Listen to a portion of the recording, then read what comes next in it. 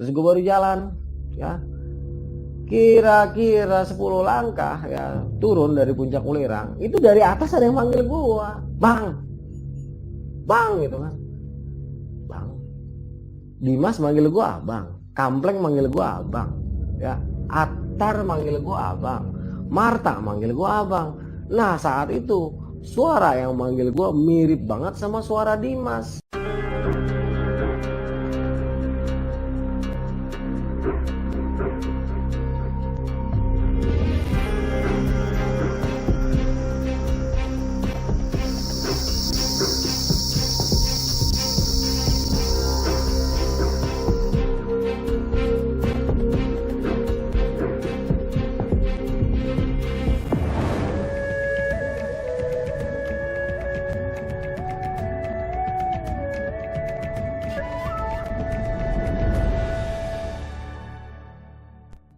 Halo Sobat CP, dimanapun lu berada.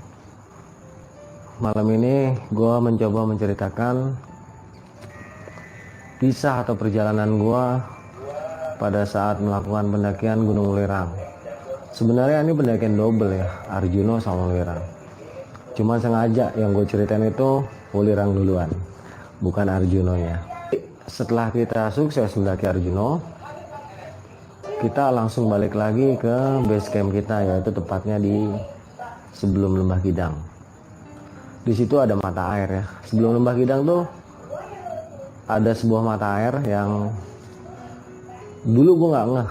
Nah, gue baru ngehnya tuh pada tahun 2019 ketika gue naik sama si Kampleng. Dan dalam perjalanan gue itu bertemulah gue dengan Marta, Atar, satu lagi, aduh, anaknya Pak Polisi itu siapa namanya gue lupa. Dimas, bukan Dimas yang ke Kerinci ya, tapi Dimas ini lebih dulu. Nah, itu gue bareng dari Tretes. Nah, jadi setelah kita sukses mendaki ke Arjuna, kita balik lagi ke base camp kita. Saat itu tenda kita bongkar ya, terus kita umpetin di alang-alang. Ketika kita sampai, kita ambil lagi tenda barang-barang kita gelar lagi tenda di situ. Mulailah kita menghadapi malam kedua.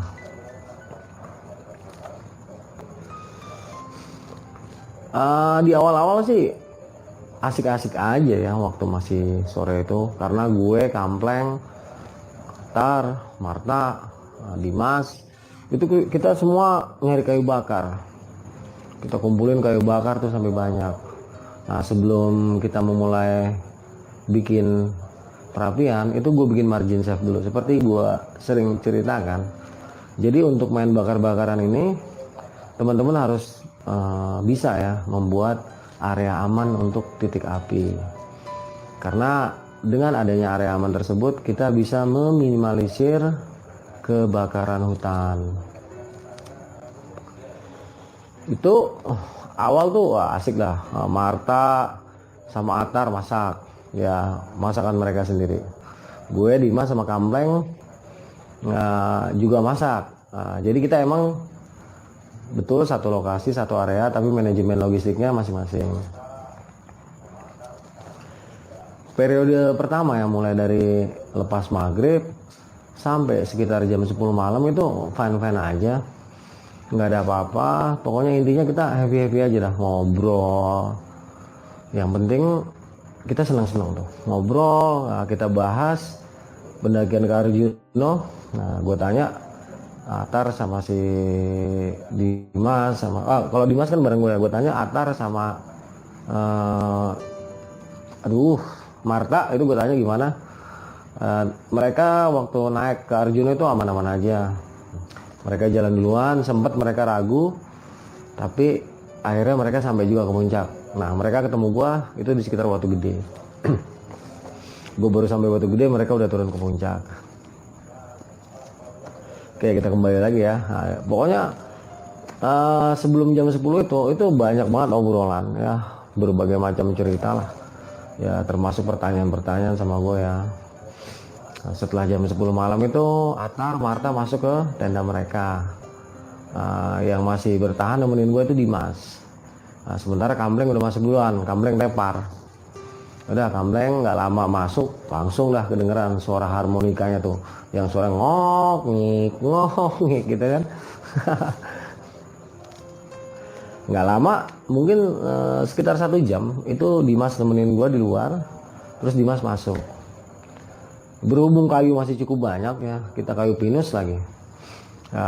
Terus gue juga ngerasa ini kan tenda gue tenda 2 ya, sementara Dimas itu dia bawa tenda sendiri. Tapi gue bilang udah Dim, tenda lu buat naruh barang aja, kita di sini aja bertiga.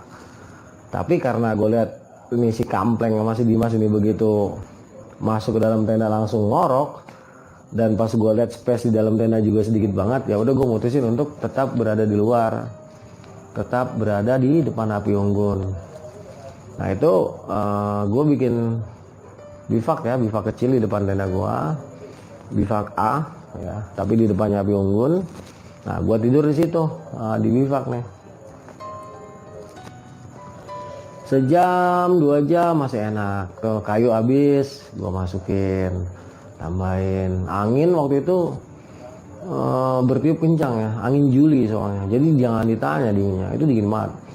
Timbang gua masuk ke dalam tenda, mending gua di bivak aja deh, karena di depan gua api dan di belakang gua itu kan ketutupan sama tenda kita. Udah gue nikmatin tuh, karena tiduran gak enak posisinya, akhirnya gue bukan berdiri, akhirnya gue duduk menghadapi api unggun sendirian. Di sini gimana ya, awalnya tuh gue berusaha untuk mengentaskan inilah berbagai pikiran negatif ya. Memang gue nggak sendiri saat itu. Di tenda sebelah kiri itu ada Atar sama Marta, sementara di belakang gue itu ada Dimas sama si Kampleng. Tetapi hakikatnya yang ada di luar tenda dan mungkin saat itu yang masih terjaga itu cuman gua. Karena emang dari tenda kiri atau yang di belakang gua ini udah bener-bener nggak ada tanda-tanda orang melek. Cuman kedengeran tanda-tanda orang molor alias tepar, alias tepor. Ya udah, bodo amat lah. Gue pakai jaket gue yang merah biasa, gue depan api. Itu gimana ya, rasa takut mesti ada. Kalau dibilang gue berani terus itu bohong. Nggak mungkin lah ada manusia yang nggak punya rasa takut. Tetapi kan itu lagi-lagi gue bilang kita nggak boleh dikendalikan oleh perasaan takut tersebut.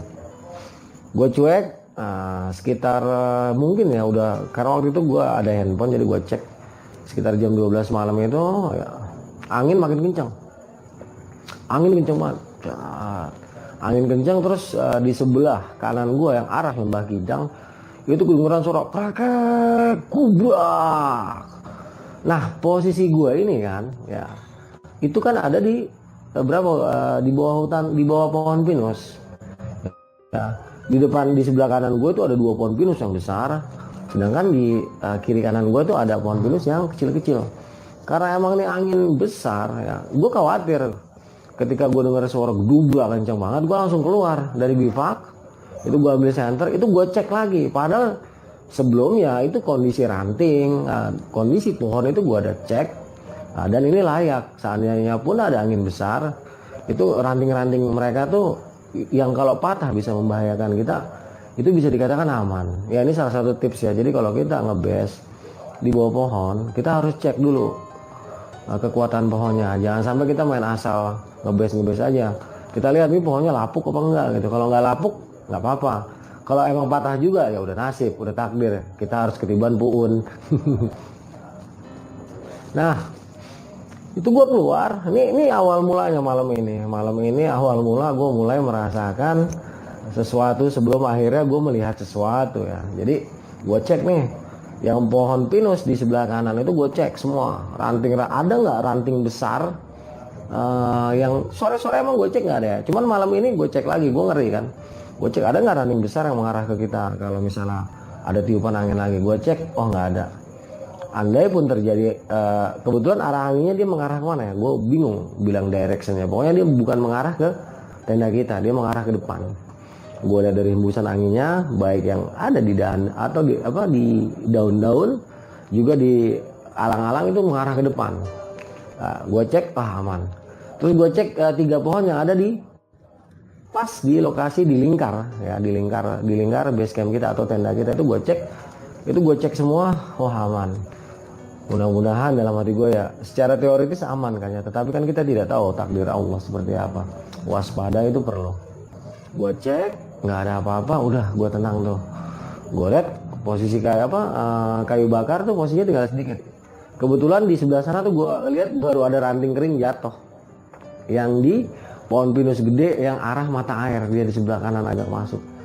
Itu tanpa ragu gue langsung samperin, tak, gue ambil, gue seret karena agak gedean, seret, gue taruh di samping perapian, terus gue langsung duduk. Nah di sini itu gue inget gue udah mulai merinding.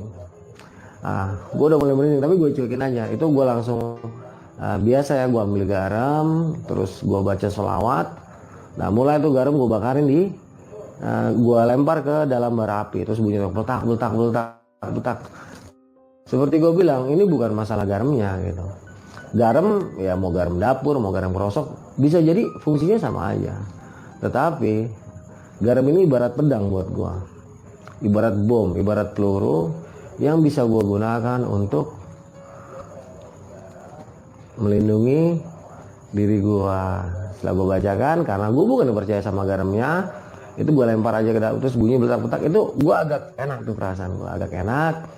Kira-kira setengah jam kemudian angin kenceng lagi bertiup. Nah di depan gue mulai melihat bayang-bayang ya. Ini gue merinding nih. Ini bayang-bayang seperti kain ya. Kain warna hitam. Dia melambai. Ini awalnya sebelum gue itu kain, gue pikir ini bayangan dari api. Karena gue waktu itu setelah kayu yang gue ambil tadi yang barusan angin jatuh itu kan sisa kayu yang di dekat perapian yang sebelumnya gue kumpulkan waktu sebelum malam datang, itu kan gue taruh lagi, gue tumpukin, jadi nyala apinya kan gede tuh, nyala apinya gede.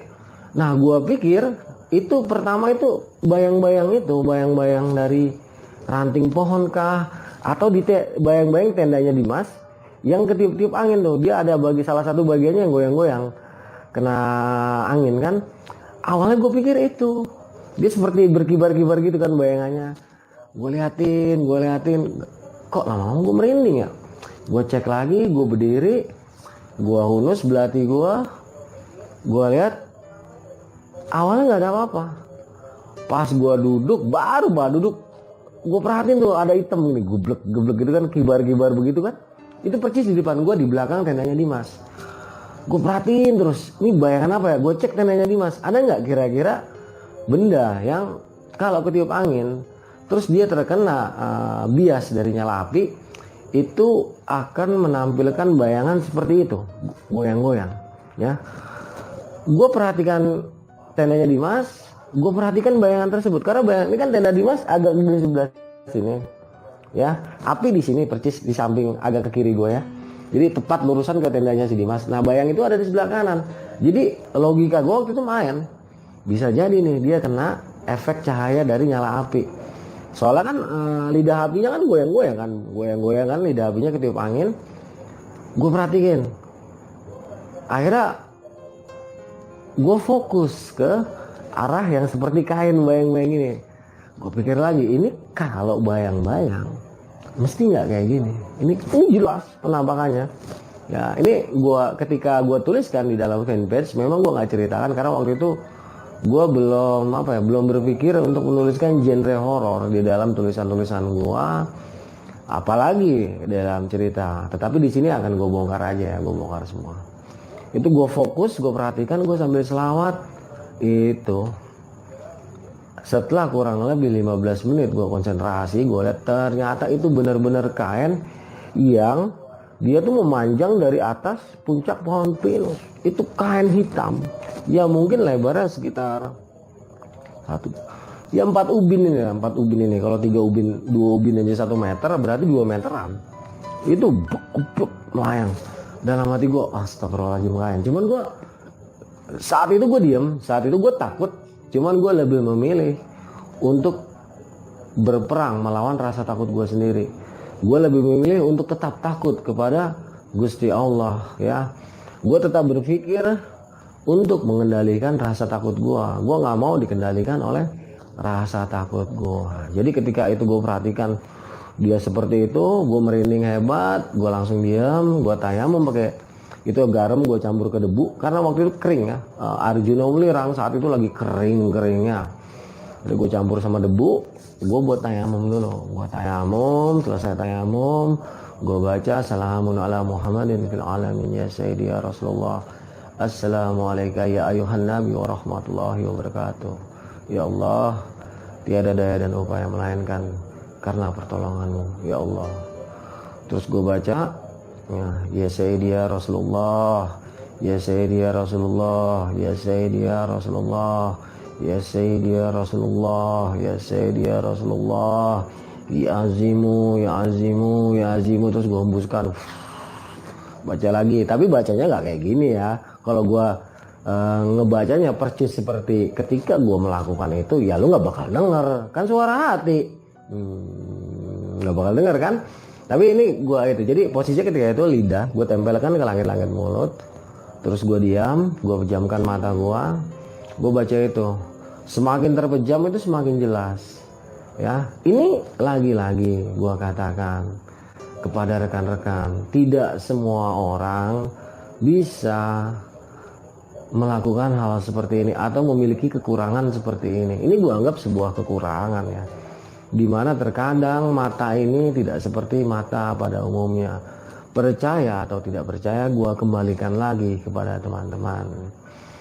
Jadi semakin gue merem itu semakin jelas. Ternyata ujung dari selendang itu gue anggap selendang lah, kainnya. Ternyata ujung dari selendang itu naik ke atas, itu nampak sosok yang dia tuh kalau secara manusia ya, secara kita itu berbentuk seorang wanita yang tinggi kurus.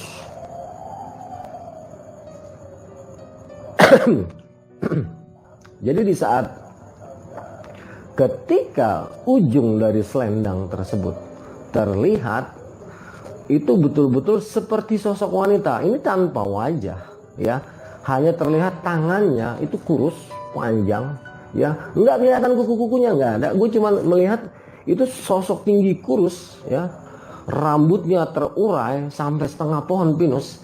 Sedang seingat gue pohon pinus yang ada di sebelah kiri gue itu, yang di belakang tendanya si Dimas, itu mungkin tingginya 20 meteran. Dan sosok itu hampir sama dengan tinggi pohon pinus itu.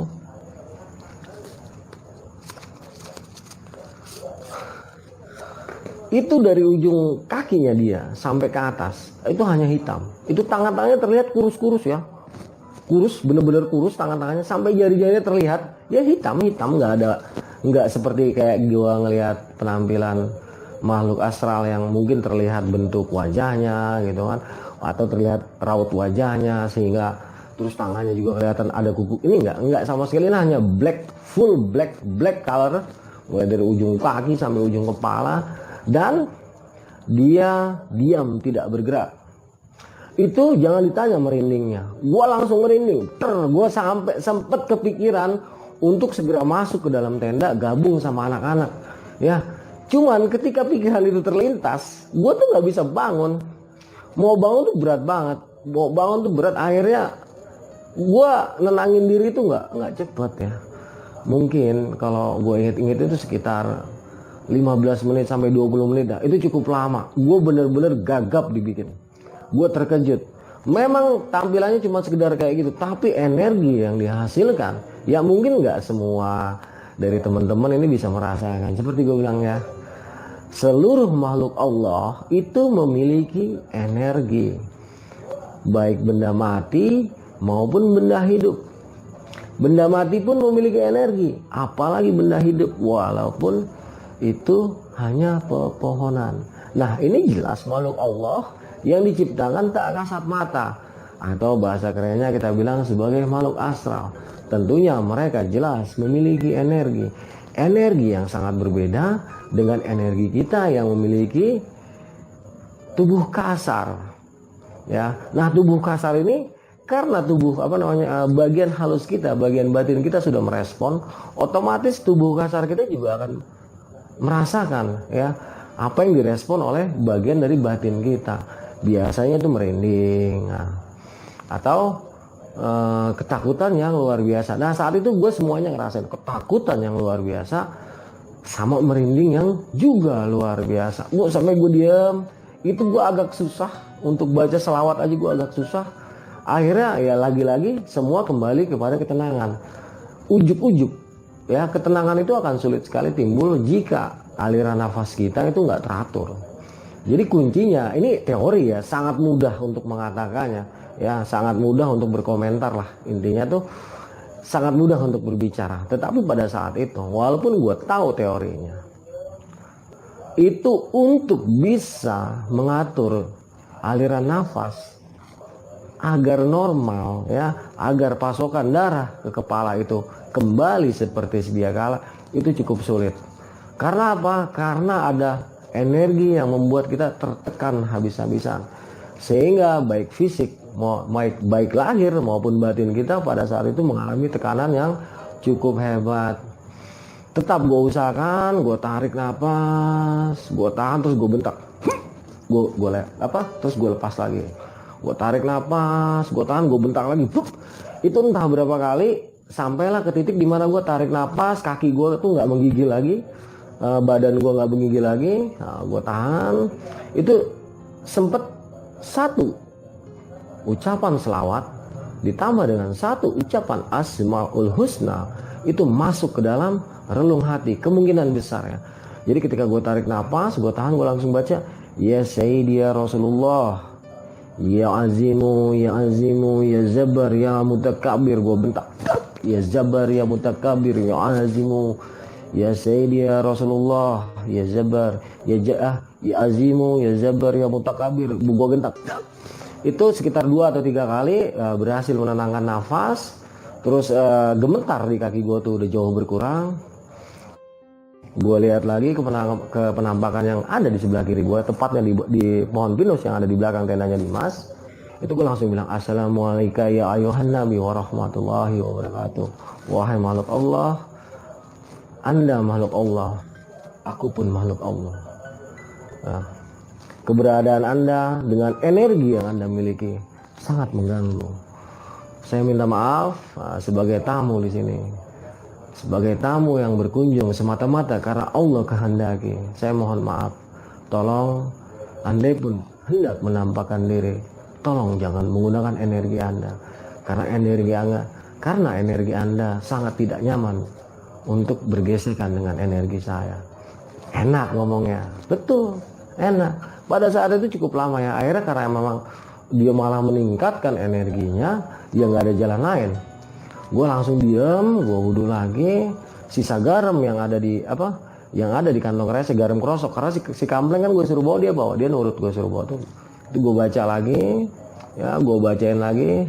Allahu la ilaha illa huwal hayyul qayyum la ta'khudhuhu sinatun wa la nawm lahu ma fis samawati wa ma fil ard anzallazi yasma'u innahu la bi'izni. Pokoknya gue bacain ayat kursi itu sampai sekitar berapa kali gue lupa. Itu gue tahan napas bacanya ya. Terus gue sambung lagi dengan tahan napas juga. Ya Sayyidi Rasulullah, ya Allah, tiada satu kekuatan pun yang mampu melebihi atau mampu bersanding dengan kekuatanmu. Ya Allah, melalui garam ini ya Allah, garam yang engkau ciptakan sebagai benda atau sesuatu yang memiliki banyak kegunaan, maka dengan izin dan kekuatanmu ya Allah, hamba memohon belas kasih. Itu garam gue lempar ke arah makhluk tersebut berdiri sambil gue bertakbir, Allahu Akbar, la haula wala quwata illa billahil aliyil azim. Gue langsung diam, gue salawat lagi, gue pejamkan mata. Itu hawa merinding betul-betul hilang. Ketika gue buka mata gue, alhamdulillah, bayangan hitam yang dia tidak tinggi besar, ini tinggi kurus ya, ingat ini tinggi kurus. Bayangan tinggi hitam yang kurus beserta dengan selendangnya itu udah nggak nampak lagi. Saat itu gue lihat jam di handphone ya, di handphone gue itu sudah menunjukkan pukul 2, sekitar 2.15 atau 2.20 lah, yang jelas sudah mendekati 2:30 pagi. Sisa kayu yang baru gue ambil segera gue patah-patahkan, Terus margin safe itu gue perlebar. Jadi karena debu ya, karena di sekeliling kita tuh tanah berdebu, jadi gue di seputar titik api itu gue buatkan semacam kayak gundukan untuk mengelilingi titik api, sehingga titik api atau bara api itu terkonsentrasi di tempatnya. Dan gue buat ring keduanya itu agak sekitar mungkin 50 sentian. Itu gue bersihkan dari segala benda yang mudah terbakar. Setelah gue singkirkan sisa kayu yang cukup banyak tadi, gue bakarin, gue patah-patahin, terus gue masukkan ke dalam titik api dengan sistem yang bersilang ya, tumpuk-tumpuk. Itu juga fungsinya ada ya, selain untuk menjaga nyala api juga untuk meredam kalau ketiup angin. Karena saat itu musim panas ya, Juli itu musim panas. Itu setelah gue cukup kayu gue masukin, sisanya gue pinggirin agak jauh. Itu gue coba tidur. Nah, tapi tidak semudah gue bercerita, Ferguson. Betul-betul susah Little Missy. Betul-betul susah. Itu gue coba. Akhirnya seperti gue bilang tadi di awal-awal cerita ya, itu gue kembali lagi atur nafas. Terus gue bilang sama diri gue, wahai hati tenanglah, engkau bersama Allah. Setiap langkah kakimu selalu bersama Allah dan Rasulnya. Wahai hati tenanglah, setiap langkahmu engkau selalu bersama Allah dan Rasulnya. Itu gue langsung pelan akhirnya, karena kasih sayang Allah ya, mungkin juga atas syafaat Kanjeng Baginda Nabi Muhammad, gue bisa tertidur dengan pulas. Di sini bukan, jangan salah paham ya, memang secara syar'i dikatakan syafaat Kanjeng Nabi itu di saat hari kiamat ya baru diberikan kepada kita. Tetapi sebagai seorang muslim, sebagai umatnya Rasulullah Shallallahu Alaihi Wasallam ya, gue selalu berharap setiap saat gue mendapatkan syafaat dari beliau, syafaat dari kekasih Allah, agar doa kita ijabah, agar kita dicintai oleh alam semesta sebagaimana alam semesta mencintai Kanjeng Nabi Muhammad. Mohon maaf yang non muslim, ini gue bercerita secara muslim, yang lain-lain tolong dengarkan aja, ambil hikmahnya. Yang sekiranya tidak enak didengar, di skip aja. Ini mohon maaf, karena memang seperti itulah. Sebagai seorang muslim, gue selalu berharap, gue selalu menginginkan ya, baik sekarang maupun hari kiamat nanti, permasalahan syafaat itu akan diberikan atau tidak, atau sebagaimana aturan yang tertera di dalam syariat, itu gue kembalikan kepada Allah Subhanahu wa Ta'ala. Karena doa gue, ya Allah, hamba mohon syafaat Kanjeng Nabi. Ya Allah, semoga doa hamba terkabulkan semata-mata karena kecintaanku kepada Rasulullah ya Allah, dan kecintaanku kepada Engkau. Tiada daya dan upaya melainkan hanya karena pertolonganmu. Itu doa yang selalu gue bacakan. Itu doa gue bacakan dengan penuh keyakinan, bahkan bisa dibilang tuh yakin, ada plusnya, hakul yakin. Karena ketenangan itu sudah hadir, karena merasa sudah damai, akhirnya jiwa ini atau ruh ini bisa tertidur. Tertidurlah gue. Barulah saat gue tertidur ini, ketika sudah nyenyak, barulah gue bermimpi. Di sini gue bermimpi bertemu dengan sosok yang mengaku sebagai Dewi Geni. Ini terlepas dari ada atau tidaknya Dewi tersebut ya. Yang jelas dia mengatakan Dewi Geni. Dalam hati gue setelah nanti gue bangun, ya Dewi Geni kok irang? Harusnya abang kan? Irang itu hitam, abang itu merahnya. Harusnya dia itu abang. Paling enggak tubuhnya tuh ngalah. Ini enggak sama sekali, tapi ireng tok. Tapi jenengnya dia ngaku Dewi Geni, Dewi Api ya. Gue nggak, saat itu waktu gue bermimpi itu gue nggak masalah lah, mau Dewi Api, mau Dewi Air, mau Dewi Athena ya, mau Dewi Bintang atau siapapun lah, itu gue nggak ada masalah lah, terserah mau Dewi apa aja. Saat itu dalam mimpi ini gue cukup jelas ingat mimpi ini ya. Dalam mimpi ini beliau mengatakan bahwa beliau tuh nggak suka gitu kan kalau areal ini terlalu ramai, apalagi katanya menurut beliau saat itu gue nggak sopan gitu main datang ke lokasi ujuk-ujuk di tempat itu tanpa permisi. Dan yang gue inget nih, yang betul-betul gue inget saat itu gue mengatakan begini. Gue bilang, mohon maaf Ibu Dewi, gue bilang kayak gitu. Seluruh tempat milik Allah. Anda pun di sini numpang sama sahabatku Gunung Arjuna. Jadi seandainya saya lengah, saya hilap, lupa melakukan sesuatu yang diinginkan oleh Ibu Dewi, saya minta maaf. Sebab sejatinya tempat ini adalah milik Allah yang dipercayakan kepada Gunung Arjuna. Anda pun di tempat ini semata-mata karena Allah kehendaki Anda ada di lokasi ini. Tiada daya dan upaya melainkan karena Allah. Gue bilang gitu. Nah, beliau terdiam, terus wujudnya yang tinggi kurus itu langsung mengecil, persis sebesar kita ya, setinggi kita, mungkin setinggi wanita Indonesia pada umumnya. Terus beliau balikan badan, terus berjalan ke arah kiri, ke arah atas, ke arah punggungan, naik dan menghilang begitu saja. Itu gue masih tertidur, di dalam mimpi itu masih gue lihat beberapa puluh kuda lewat ya, mimpi ya, kuda tanpa penunggang. Nah, jadi kuda seperti kuda liar itu jalan, nggak lama lah, mungkin itu mungkin ya kejadiannya dalam mimpi itu cukup lama, tapi di dalam tidur itu gue ngerasa singkat banget. Saat gue bangun itu udah pukul 4:30 pagi, di saat udara lagi dingin-dinginnya. Itu bangun gue kayak orang baru tenggelam terus dia naik lagi ke permukaan. Wah, gue kaget banget. Kaget, itu dinginnya minta ampun. Itu gimana ya? Kita seperti tersengat hawa dingin yang luar biasa. Jadi bener-bener dingin banget. Tapi gue langsung berusaha gosok-gosok tangan gue kan. Gosok tangan gue gosok pipi gue gosok kuping gue tuh, gue gosokin terus ya. Mungkin gue bangun. Itu gue pastikan dulu nyala api ya. Gue pastikan nyala api. Setelah api itu gue lihat kiri kanannya ya, di lingkarnya. Di lingkar sentral api itu aman. Itu langsung gue buatkan lagi margin save-nya. Gue buatkan margin save-nya. Setelah margin save-nya aman, baru gue masuk ke dalam tenda. Karena dinginnya luar biasa. Bener-bener dingin. Itu si Kampleng gue geser sama si Dimas. Gue geser agak ke pintu tenda mereka. Begitu gue masuk, itu SB langsung gue pakai, gue tidur lagi sampai ya nggak tau lah berapa lama. Itu nggak kira-kira mungkin setengah jaman lah. Suaranya si Marta sama si Atar itu udah mulai kedengeran. Itu ribut banget mereka, mancing-mancing lah. Cuman karena gue capek dan habis mengalami kejadian yang luar biasa, gue diem aja. Sampai akhirnya Kampleng bangun, Dimas bangun, terus mereka duluan pada keluar itu. Atar sama si Atar sama si Marta udah duluan. Mereka kalau nggak salah itu masak apa ya, teh manis atau apa.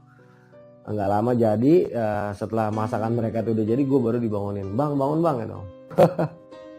Ya intinya pagi itu semua happy lah, semua fine. Kampleng nanya sama gue, bang lu kenapa malam-malam?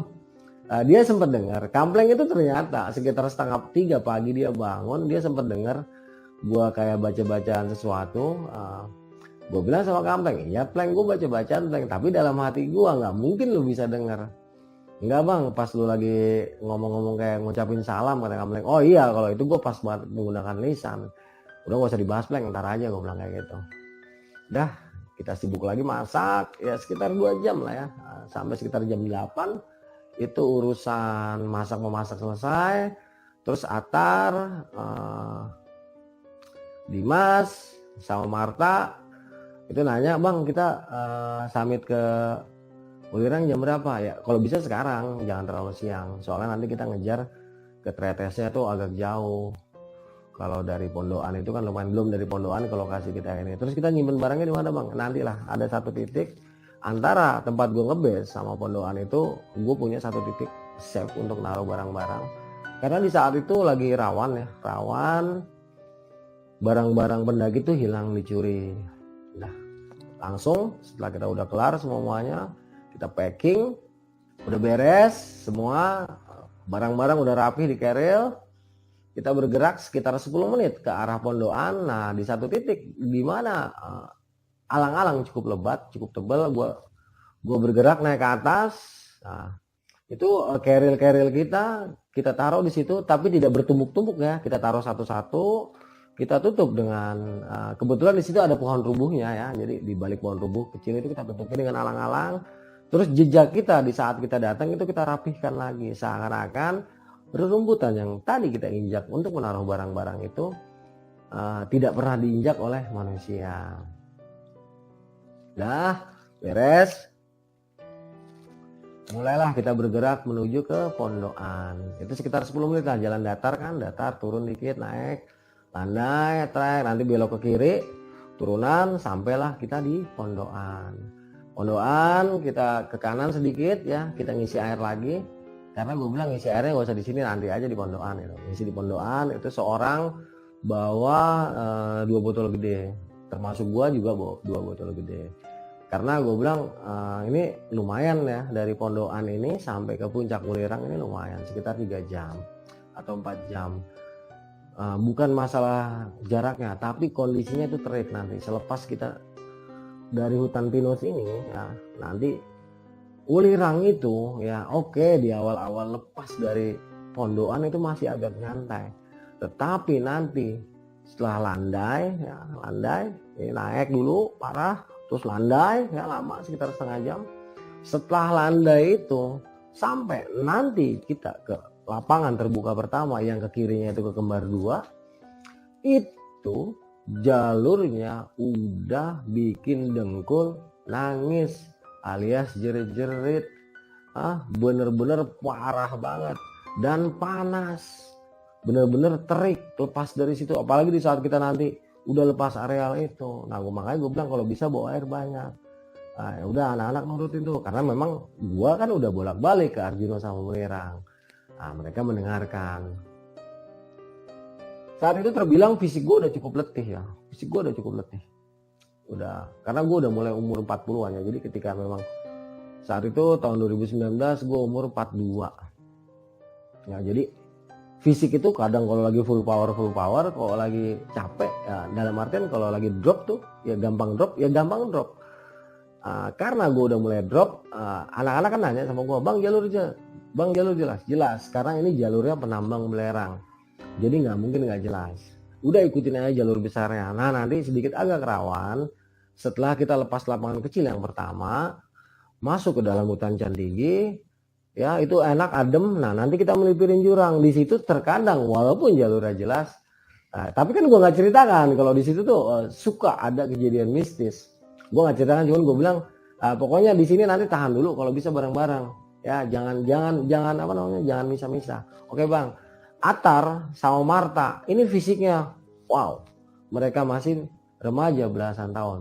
Dimas wow, Kampleng juga waktu itu karena dia nih seorang biker, seorang pesepeda ya, seorang atlet, bukan atlet sepeda, pokoknya dia tuh senengnya bawa sepeda kemana-mana. Itu pun napasnya masih bagus. Nah gue nih mulai terseok-seok. Nah, Kampleng sempat nungguin gue bilang jalannya Pleng nggak masalah nih, jalur jelas. Yang penting pada lapangan pertama itu lu semua tahan, tunggu sampai gue datang. Waktu itu Kampleng udah agak curiga, nah gue bilang udah pokoknya tungguin gue, lu kan yang paling tua nih, ntar setelah gue tolong anak-anak lu tahan, lu speak aja dah. Lu udah paham nih kan maksud gue? Ya bang gue ngerti. Lu tahan dulu ya, jangan jalan, tunggu sampai gue, nanti kita baru bareng-bareng. Soalnya selepas itu Pleng, nanti kita akan masuk hutan Candigi, terus kita melipir tebing. Ya kita melipir tebing itu cukup lama, tipis, naik, baru kita masuk ke punggungan puncak Welirang yang lurus terus ke arah kawah. Nah nanti kita ngambil ke kanan. Ini sudah mulai daerah yang cukup mistis bagi orang-orang yang bisa merasakannya tentunya. Beruntunglah bagi rekan-rekan yang tidak peka, yang tidak bisa merasakan energi dari makhluk Allah yang tak kasat mata. Ya, beruntung banget. Ya, gue juga pengen buat kayak gitu. Tapi bagaimana lagi? Sudah seperti ini jalan hidup gue. Akhirnya gue ditinggal sendirian di belakang. Karena memang prinsip gue tidak ada seorang pun di belakang gue. Kan kita datar dulu kan tuh, datar itu berdebu luar biasa. Tentunya bagi yang pernah naik Welirang itu mengerti, ini bener-bener berdebu jalurnya. Ini berdebu, gue sendirian. Kampleng Dimas, Marta, sama Atar sudah jauh di depan, gue sendirian di belakang. Itu mungkin udah sekitar jam 10 pagi ya, jam 10 pagi naik parah. Sepanjang perjalanan ini nggak ada apa-apa ya, gue nggak merasakan sesuatu yang membuat gue takut deh atau apa, walaupun gue berjalan sendirian di belakang. Cuek karena siang juga mungkin ya, kalau malam mungkin beda. Ini karena siang jalan. Itu lepas di Atar kita langsung ketemu tanjakan, tanjakan brutal sampai kurang lebih 1,5 jam ke depan. Itu betul-betul tanjakan brutal. Itu masih hutan pinus, ya, masih hutan pinus tuh, tanjakan brutal. 1 jam ke depan itu kita mulai ketemu rumpun cantigi. Di sini teriknya matahari sudah terasa sekali membakar kepala kita. Jidat kita ini rasanya apa ya? Kebakar habis-habisan. Lepas hutan cantigi, belok-belok dar lapangan pertama. Sebelah kirinya itu jalur menuju ke Kembar 2. Sementara kita ambil jalan yang lurus menuju ke Puncak Wulerang. Nah, di depan kita itu setelah lepas lapangan, di sini hutan cantiginya rapat, benar-benar rapat. Dan sepengalaman gue yang saat itu gue kurang lebih udah yang keempat ya, naik ke Puncak Wulerang. Sepengalaman gue di sini pada tahun 2004. Ketika gue naik sama Soleh ya, sama anak didik gue Soleh, rekan gue Soleh, di area ini gue merasakan sesuatu yang luar biasa. Dan gue juga melihat penampakan yang juga luar biasa. Tapi ini bukan segmentasi ya, kita tidak ceritakan, nantilah kita akan bercerita di segmen Arjuno 2004 atau 2005, gue lupa, ntar gue tanya Soleh deh.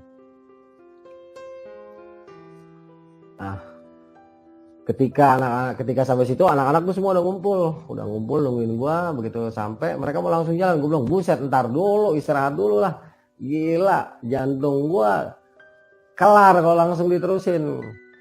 Di sini kita sempat ketemu 3 orang penambang belerang. Mereka sedang membawa beban mereka. Mau tahu berapa kilo yang mereka bawa? Dengan gerobak kayunya yang kosong aja udah berat. Beban yang mereka bawa itu sekitar 100 kilo sampai 200 kilo. Gua nggak kebayang ya. Kita turun aja nahan beban keril itu susah banget.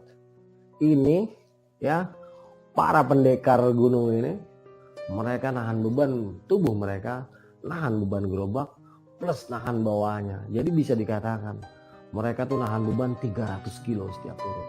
Ini bener-bener yang dibilang sebagai balung wesi otot kawat, nggak main-main. Gue sampai geleng-geleng. Itu gue tahu karena gue tanya. Ya walaupun pada pendakian sebelumnya sudah pernah gue tanyakan, tetapi karena gue orang ini seneng nanya, ya seneng ngobrol, itu gue tanyakan lagi. Dan lagi-lagi jawaban dari pertanyaan gue itu tidak jauh berbeda dengan pendakian gue sebelumnya. Udah selesai ngobrol baru gue bilang sama anak-anak, oke, kita lanjutin lagi naik. Mulailah kita bergerak. Di sini gue bilang tidak ada yang lepas dari jangkauan pandangan mata gue. Semua harus beriringan. Kenapa bang? Ya pokoknya begitu. Kalau mau nurut, nggak mau nurut juga nggak apa-apa. Nanti selepas hutan Cantigi, ketika kita mulai menyisiri bibir tebing, ya di mana nanti pemandangan sebelah kiri dan di depan kita itu benar-benar bagus. Silahkan, nggak apa-apa sendirian. Tetapi nanti setelah kita melipir tebing terus kita naik ya, agak curam, kita naik. Nah nanti ketemu jalur yang satu kan lurus terus, nanti kelihatan itu hembusan kawah belerang. Gue bilang lu tahan dulu di situ, tunggu gua. Kita bareng-bareng lagi naik ke Puncak Wulerang. Udah, jadi kita di hutan Candi gitu jalan beriringan sama-sama ya, berlimaan.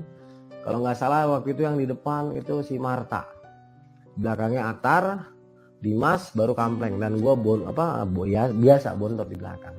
Jalan begitu lepas Candi, gue bilang ya udah kalau emang mau buru-buru silakan, tapi tungguin di yang titik yang gue bilang tadi ya. Tolong gue bilang, mohon maaf nih teman-teman, walaupun teman-teman ini masih muda-muda dan gue akuin teman-teman ini berani-berani semua, tapi gue minta tolong kerjasamanya karena sekarang kita udah satu tim.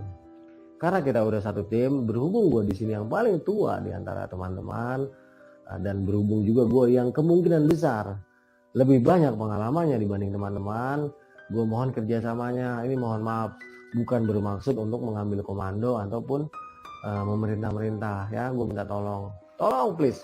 Nah, mereka akhirnya mau tuh. Setelah kita sampai ke tempat terbuka, yaitu tepat di pinggiran, di bibir tebing yang di apa namanya, yang di Pacul, yang di apa namanya sih, pokoknya gitu lah, yang tebing, pinggiran tebing itu dibikin jalan. Nah, di situ kan terbuka. Nah, baru tuh mereka lari karena panas. Di sini tuh panas banget. Oke, pemandangan keren banget, tapi panasnya bener-bener ngebakar jidat. Itu bisa pada ngeletek itu jidat itu. kulit wajah tuh ya, kulit hidung sini sama ini bisa langsung ngeletek di area ini karena memang panasnya minta ampun. Mereka jalan duluan kan juga kelihatan, walaupun mereka jalan duluan juga kelihatan karena memang tempatnya terbuka. Nah, kurang lebih 20 menit sampailah nih anak-anak muda itu di titik yang gue minta tadi untuk kita bareng-bareng. Mereka nunggu di situ. Kurang lebih 10 menit kemudian gue nyusul. Dari sini kita ketemu lagi sama sekitar 5 orang pendaki asal Malang. Mereka naik dari Cangar. Ya, mereka itu gue di Arjuna sempat ketemu juga. Jadi mereka tuh lintas Welirang, Kembar 2, Kembar 1, Arjuno. Arjuno, Kembar 1, Kembar 2, baru Welirang. Kayaknya gitu deh. Soalnya waktu kemarin itu gue ketemu mereka di Arjuno. Terus hari ini gue ketemu lagi sama mereka di Welirang. Dan mereka posisinya tuh arah balik. Ya biasalah, tegur sapa sebentar. Ya. Udah, kita berlalu. Nah, gue terus ke arah puncak, dia terus ke bawah. Kita kumpul, setelah udah siap, kita bergerak lagi bareng-bareng menuju ke puncak Gunung Welirang. Ya di sini sudah mulai vegetasinya benar-benar pendek-pendek, candi kecil-kecil khas areal puncak. Jalur sudah full berbatu. Naik ya kurang lebih 10 menit. Nanti ada pertigaan jalur yang ke kiri, ada juga yang melalui lapangan kecil. Baru belok ke kiri langsung tembus-tembus di kawah Welirang yang mati, tapi di pinggir-pinggir tebingnya itu masih menyemburkan asap belerang yang cukup tebal. Nah di depan kita nantilah itu di puncak Welirangnya akan bulat ya. Ketika 2004 itu masih bisa gue kelilingin, tapi kayaknya pas 2019 ini udah banyak yang longsor. Itu pun kawahnya lebih dalam dari 2004 dari 2005 itu jauh lebih dalam. Soalnya waktu 2005 itu gue lihat nggak terlalu dalam. Nah di sini ya tempat terbuka, super terbuka, kiri kanan. Nah, jalur yang pecahan tadi di bawah ke kiri akan ketemu di areal ini nih setelah kita melewati kawah mati yang sebelah kanan. Nah, lurus, naik lagi ke atas sekitar 10 menit tibalah kita di puncak Welirang. Di depan kita puncak Welirang ini terlihat kawah matinya. Ya masih hidup, ada kawahnya kecil, tetapi pusat pusat dari hembusan atau aktivitas volcano Gunung Welirang itu ada sekitar 1 kilo di depan kita atau di balik punggungan puncak yang sekarang sedang kita pijaki. Di sanalah pusat dari aktivitas volcano yang terdapat di Gunung Welirang. Di sana juga lah para penambang belerang beraktivitas. Sebuah pekerjaan yang sangat berbahaya karena ada di sekitar gas belerang yang terkadang menjadi sangat beracun. Entah kapan itu dia bisa datang, dan amazingnya jarang banget di antara mereka jatuh korban. Nah sampai puncak ya jangan ditanya lah, namanya mereka baru pertama kali sampai puncak. Wah senang-senang banget. Wah si Atar itu kalau nggak salah langsung pakai baju toganya dia doang. Dia pakai baju itu, pakai baju wisuda si Atar. Pokoknya intinya saat itu mungkin sekitar setengah jam ya, karena cuaca teriknya minta ampun ya. Ada foto-fotonya, silakan berkunjung ke Facebook gua atau ke IG gua. Nah, silakan lihat, itu ada foto-fotonya di sana. Nah di atas itu setelah kita kurang lebih setengah jam menikmati seluruh pemandangan yang ada, akhirnya kita bersiap-siap turun. Nah karena gua terakhir, gue lupa nyeritain. Gue tuh sepanjang perjalanan itu gue bikinin marka sama anak-anak, karena gue tahu nih anak-anak muda kalau turun kan maunya buru-buru aja ya. maunya buru-buru aja. Sedangkan visualisasi dari atas ke bawah itu kadang kan beda. Ya udah, untungnya itu udah gue bikinin marka dari tali plastik warna kuning. Jadi ketika mereka duluan, mereka mau, bang kita duluannya, kita nunggu di ini aja di pondokan katanya. Oh ya udah, di areal puncak ini gue bikinin marka sampai ke nanti ke titik jalur yang biasa dilewati oleh penambang belerang untuk mengangkut hasil dari usaha mereka ya dalam mencari belerang itu. Udah gue dibikin, ya udah ikutin aja tali plastik kuning ya. Lu kapan bikinnya bang? Ya tadi, makanya gue jalan lambat di belakang. Udah tuh, gue masih nikmatin suasana puncak. Terbayang lah pendakian-pendakian gue sebelumnya ke Gunung Welirang. Mereka tuh udah hilang. Wah, dalam hati gue udah nggak bisa ngikutin gerakan mereka, gue nggak bisa. Nah di sini gue inget semua ke kiri kan, gue masih di atas, masih di area puncak Welirang sampai anak-anak itu menghilang. Gue masih ada di atas karena gue foto-foto sedikit. Terus gue baru jalan ya, kira-kira 10 langkah ya turun dari puncak Welirang. Itu dari atas ada yang manggil gue, bang gitu kan, bang. Dimas manggil gue abang, Kampleng manggil gue abang, ya Atar manggil gue abang, Marta manggil gue abang. Nah saat itu suara yang manggil gue mirip banget sama suara Dimas. Gue kan kaget, gue nengok Dimas. Gue penasaran kan, gue balik lagi ke puncak. Perasaan gue si Dimas tadi turun, cuman si Dimas ini ngambil yang ke kanan. Nanti baru ketemu lagi tuh yang seperti gue bilang di lapangan kecil, nanti dia ketemunya di situ. Gue bilang lah si Dimas balik lagi. Kapan baliknya? Gue naik lagi ke atas. Sebenarnya dari tempat gue itu pun kelihatan, ngelihat ke puncak Welirang tuh kelihatan. Karena puncak Welirang kan cuma seemplok, cuma segitu-gitu doang. Kalau kesini turun itu udah bahaya. Kalau dulu masih bisa diketerin, sekarang kayaknya udah nggak bisa. Gue pikir saat itu pikiran gue jelek, jangan-jangan si Dimas penasaran nih. Soalnya kan sebelumnya pernah gue ceritain bahwa gue pernah muterin puncak Welirang kan. Gue naik ke atas buru-buru, gue panggil, Dim. Duh, nggak ada orang. Itu gue udah mulai merinding lah. Buat ngilangin merinding, ini karena siang-siang itu gue langsung rokok. Gue jalan turun lagi. Ya, gitu sampai pertigaan. Yang belok ke kiri sama yang lurus, gue kan ambil yang ke kiri. Baru sekitar 3-4 langkah abis gue motret, itu di samping kan dia kalau yang ke kanan itu naik dulu, nanti nggak kelihatan sebentar, terus baru ke kiri kan, ke arah baru kelihatan lagi kan. Itu kedengeran suara si Dimas ngobrol sama si Atar sama si Marta. Gue bilang lah, ini kok bocah pada di situ gitu. Hati gue sebenarnya udah gak enak, cuman berpikir lagi-lagi karena tanggung jawab yang gue emban, walaupun gue baru kenal sama mereka. Tapi jiwa manusia itu jauh lebih penting daripada sekedar, ya kita juga perlu selamat, tetapi lebih baik kalau kita sebagai saat itu yang sudah dipercaya sebagai ketua rombongan itu mementingkan juga keselamatan orang lain, apalagi rombongan kita selain diri kita sendiri. Karena tanggung jawab itu akhirnya gue balik gue naik ke atas itu, gue cek, gue panggil, Dimas, Atar, Marta, diem kan? Ini gue merinding nih, gue cerita gue merinding. Soalnya ini tengah-tengah hari bolong bro, jam 12 atau setengah 1 waktu itu posisinya. Gue panggil, Dimas, Atar, Marta gitu kan. Ini gak ada yang nyaut. Nah suara mereka ada di sebelah kiri, di jalur yang gue lewatin pada pertama kali. Nah cuman posisi mereka kayaknya udah ada di lapangan yang di bawah. Buru-buru gue lari kan. Begitu gue lari, di depan gue manggil, Bang gitu kan. Ini gue udah merinding dan gue udah merasa ini bukan orang gitu kan. Ah ini nggak beres nih. Untungnya saat itu siang ya. Kalau malam gue nggak tahu horornya kayak gimana itu. Untungnya siang saat itu. Terus gue teriak, Pleng, Dem, nggak ada sautan. Wah ini udah jauh nih. Udah jauh. Udah gue nggak mau jalan buru-buru. Apalagi sampai lari. Oh tidak. Walaupun saat itu gue udah mulai merinding, tapi untuk berlari, apalagi ada rasa takut di saat pergerakan kita, gue nggak mau. Gue memilih menenangkan diri dulu, gue diam. Di sini pas gue lagi diam, di situ dipanggil nama gue, Bang Arya. Nah mati gue, nih Arya. Mereka taunya Arya. Nama asli gue bukan Arya, gitu. Gue diam aja, Bang Arya. Gue yakin kalau dipanggil Arya gitu kan. Gue sawatin, ya diam gue di sini, udah jalan aja. Itu hati gue udah mulai dek. Wah itu udah. Kalau mungkin bisa direkam suara detak jantung gue tuh udah kayak drum band pas lagi karnaval, deg-degan abis.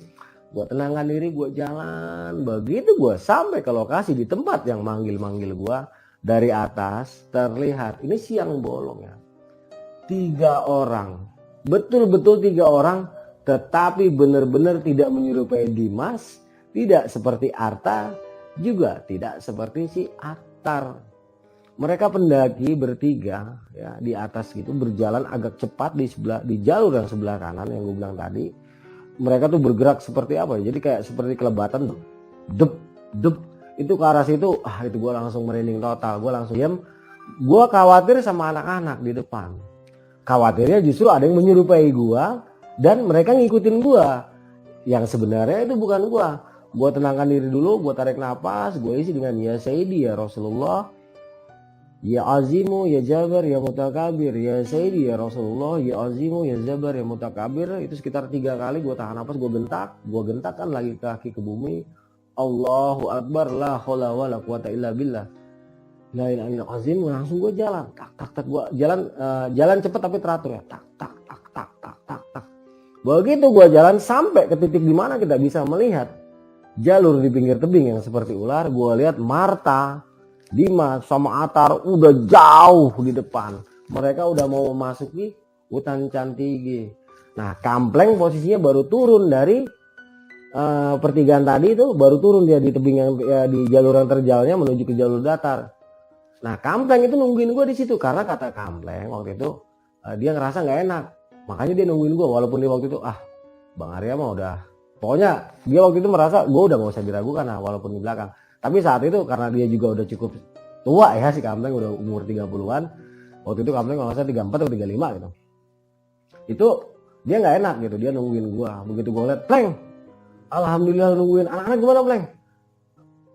Nggak apa-apa Bang. Lo kalau Kampleng ini kan udah cukup dewasa ya secara umur ya. Mudah-mudahan secara pikiran atau secara kejiwaan juga dia udah luar biasa, dan gue yakin pun dia udah dewasa. Makanya gue tanya, Pleng, ada yang aneh nggak? Enggak sih Bang, ada Kampleng. Cuman ya gimana ya? Dia pokoknya agak ragu ceritanya. Dia agak ragu ceritanya karena menurut pengakuan dia emang nggak bisa ngelihat, dia nggak bisa ngerasain. Cuman terkadang dia sering merinding. Nggak tahu yang dimerindingin apa itu. Omongan si Kampleng itu kira-kira kayak gitu. Ya udah gue bilang, ya udah Pleng, jalan Pleng. Begitu Kampleng jalan, gue bareng di belakang Kampleng, gue langsung ngomong sama Kampleng, Pleng, itu bocah tadi sempet balik lagi ke atas gak? Kagak Bang, begitu turun mereka langsung jalan. Emang kenapa Bang? Lihat sesuatu loh? Iya, sialan, gue dipanggil. Nah pas gue nengok, bocah langsung ngebut kayak gitu kan. Gue khawatir Pleng, gue kejar, gue kaget. Nggak tahu ya mereka tuh udah, enggak Bang, mereka begitu turun langsung jalan. Nah lu ngapa? Gue di sini seperti gue bilang Bang, gue nggak tahu. Tiba-tiba gue pengen nungguin lu aja gitu. Perasaan gue apa ya, dia bilang tuh perasaannya nggak enak. Cuman nggak tahu nggak enaknya kenapa. Cuman kepikiran bahwa dia tuh harus nungguin gue.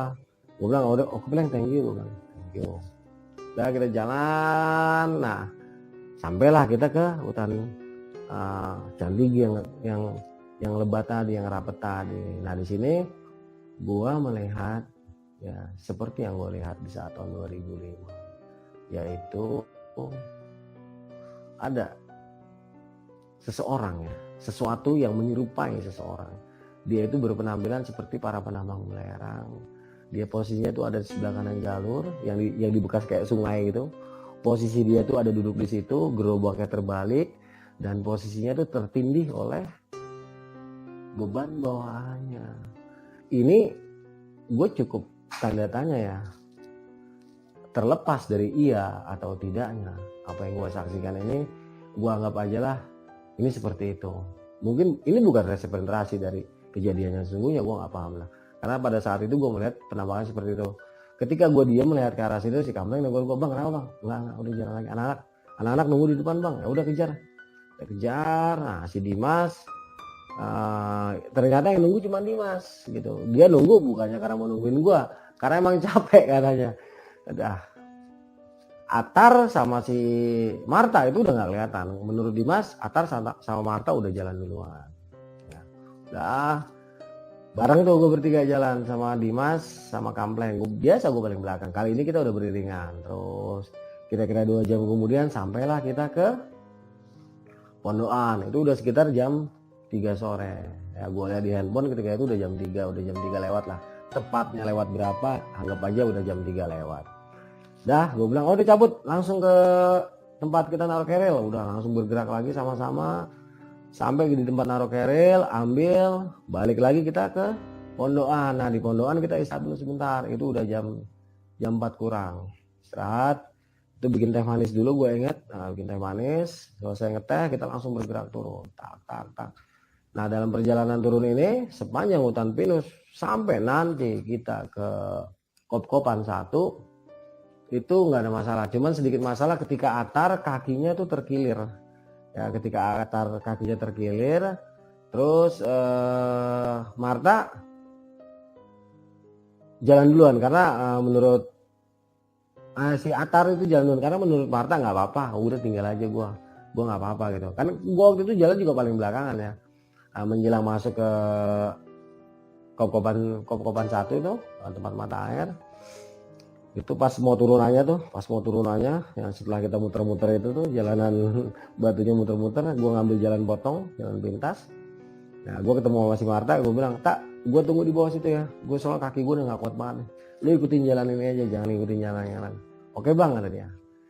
Begitu sampai Kop-Kopan 1 itu udah sekitar 5:30 sore. Nah di sini gue udah capek banget, gue udah gak kuat lagi bergerak. Gue bilang sama si Dimas, sama si Atar, sama si Kampleng, kalau emang mau duluan aja, biar Marta sama gue jalan. Udah, itu cukup lama itu Marta, jarak 200 meter lama banget ya, mungkin sekitar setengah jam. Jadi begitu sampai ke Kop-Kopan 1, Marta tuh udah maghrib. Nah gue posisinya nunggu bikin kopi. Si Dimas, Kampleng sama si Atar itu pamit, bang gue duluan ya, ntar tunggu di bawah. Ya udah, jalan duluan deh kalau emang udah nggak kuat banget. Marta sama gua, tenang aja, pokoknya gua akan kawal terus Marta ini sampai ke bawah. Marta juga bilang udah nggak apa-apa duluan, gue sama Bang Arya ini gitu. Nah di sini gue sempet masak dulu karena mungkin Marta ini mungkin fisiknya lemah, mungkin karena kurang asupan makanan ya. Jadi gue bilang, tak, ini mohon maaf, gue bilang, tolong makan dulu, ini ada gula merah, ini ada Indomie, ini ada telur. Kebetulan gue telur rebus sisa 2, yang satu gue kasih ke Marta. Dimakan, terus mie-nya tolong makan. Nah dia makan mie juga, terus gue bikin teh manis. Selesai si Marta makan, kan gue juga minum teh manis ya. Teh manis sisanya itu gue masukin ke dalam botol, terus gue ngisi air lagi di mata air agak ke atas. Itu udah maghrib, udah full maghrib, cuman masih agak terang. Udah, karena di sini kan ada triknya ya, karena kita punya trik untuk meringankan rasa sakit. Kita harus mengalihkan pikiran teman kita ini dari rasa sakit, yaitu biasanya itu yang gue ajak ngobrol itu dari teman gue yang mengalami cedera tapi masih bisa bergerak, kayak misalnya agak sedikit keseleo atau apa, itu biasanya gue ajak ngobrol soal hobi, soal kesenangan mereka saat ada di rumah, apa aja sih. Pokoknya intinya itu kecenderungan di mana akhirnya mereka secara tidak sadar bisa melepaskan beban rasa sakit. Nah sepanjang turunnya gue tanya, emang di rumah hobinya apa sih? Oh gini, emang pokoknya sepanjang perjalanan itu ya, perjalanan turun itu dari Kop-Kopan 1 sampai ke Pet Bocor itu ya sekitar 1-2 jam. Nanti dari Pet Bocor sampai ke posko ya di Tretes sana di bawah itu ya mungkin sekitar 1 jam juga. Jadi sekitar 2 jaman lah kita nanti bergerak turun. Sepanjang perjalanan ini Marta itu gua ajak ngobrol tentang kecenderungan dia, tentang apapun yang dia suka. Hari terus ya beranjak gelap, lama-lama gelap sempurna. Seperti dalam cerita gue sebelumnya waktu bersama Jakun di salah satu tikungan yang ada pohon besar, ya sekarang udah banyak kebun-kebunnya di situ. Itu lagi-lagi di sini gue melihat penampakan, tetapi bukan kakek-kakek seperti yang waktu gue lihat sama Jakun. Ini yang gue lihat itu penampakan perempuan-perempuan muda yang cantik, dan akhirnya mereka berjalan di depan dan di belakang kita. Marta sempat ngomong sama gue, bang, sempat mundur berhenti terus agak mundur, bang, udah nggak apa-apa gue bilang. Ini gue ngomong merinding ya. Itu sepanjang perjalanan kita turun, terus turun kita sampai akhirnya nanti sampai ke Pet Bocor. Karena di Pet Bocor ini nanti gue istirahat lagi, itu kita terus diikutin sama makhluk-makhluk tersebut. baik yang jalan, maksudnya di depan kita sama di belakang kita maupun yang di atas kita. Itu Marta ngerasa. Makanya dia makin kenceng ngobrol sama gue. Ya, gue bilang sama Marta, udah gak usah dianggap. Karena gue yakin dia tahu kan dari bahasa tubuhnya, dari gesturnya. Nah, kira-kira 2 jam sampai kita pet bocor. Di pet bocor itu kita istirahat lagi. Ketika kita lagi duduk-duduk istirahat di depan itu, ini Marta, gue mudah-mudahan masih ingat si Marta ya. Soalnya ini yang ngomong dia bilang sama gue, bang, kayaknya di depan ada yang duduk dah bang. Kan itu jalanannya udah cor-coran ya.